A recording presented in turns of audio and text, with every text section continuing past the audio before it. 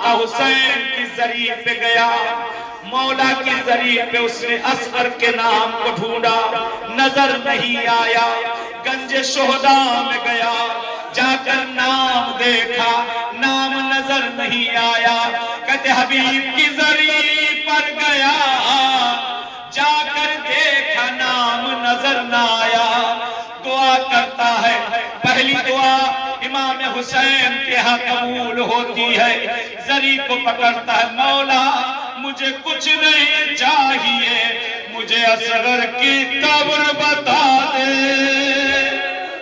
اللہ اکبر، اللہ اکبر۔ مولا آپ کی آوازوں پر رحمتوں کا نزول کرے۔ شب جمعہ ہے، زندگی رہی تو پھر شب جمعہ ہوگی۔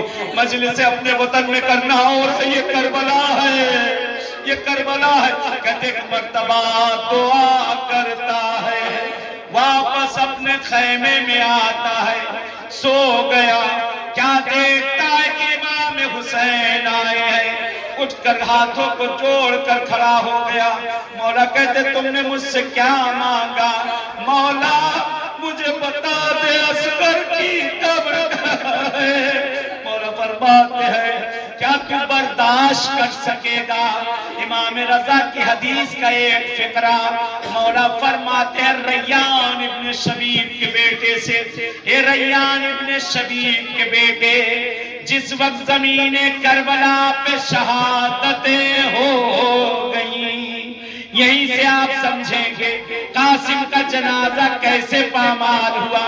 ایک مرتبہ مولا فرماتے ہیں ایک آواز گونجی، نالہ بندی کی جائے۔ سوال کیا شبیب کے بیٹے نے، مولا نالہ بندی کیا ہوتی ہے؟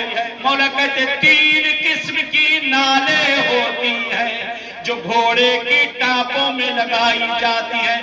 ایک نال جو عام طرح سے ہر گھوڑے کی ٹاپ میں لگتی ہے، عرب بڑی جنگوں میں دو نال کا اور استعمال کرتے ہیں۔ ایک نال وہ ہوتی ہے جس میں موٹی موٹی کیلیں نکلی ہوتی ہیں۔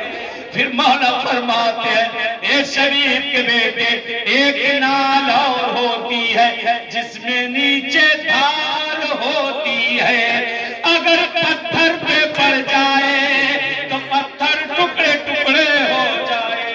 مولا نے فرمایا آقا حسین کہتے ہیں اے میرے زائر، اے میرے زائر، زمین کربلا پر دو غریب ایسے تھے جن کا کوئی وارث نہ تھا، ہر کسی نے جنازوں کو اٹھایا، ایک میرا جنازہ، ایک میرے 6 مہینے کے بیٹے اصغر کا جنازہ کوئی اٹھانے والا نہ تھا۔ اللہ کی گودیوں کو آباد رکھے۔ مولا جس گھر میں اولاد نہیں، ہر گھر میں اصغر و سکینہ عنایت کرے۔ مولا فرماتے ہیں کہ جب گھوڑوں میں نالیں بن چکی، 2 جنازے تھے جن کا کوئی اٹھانے والا نہ تھا، مولا کہتے گھوڑے دوڑے، میں کروٹیں لیتا لیتا میں نے اپنے آپ کو اصغر کے اوپر گرا دیا۔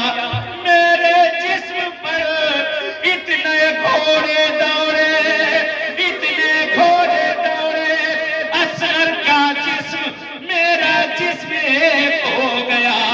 اصغر اتنے گھوڑے دوڑے، اصغر میرے سینے میں دفن ہو گیا۔ اصغر کی قبر میرے سینے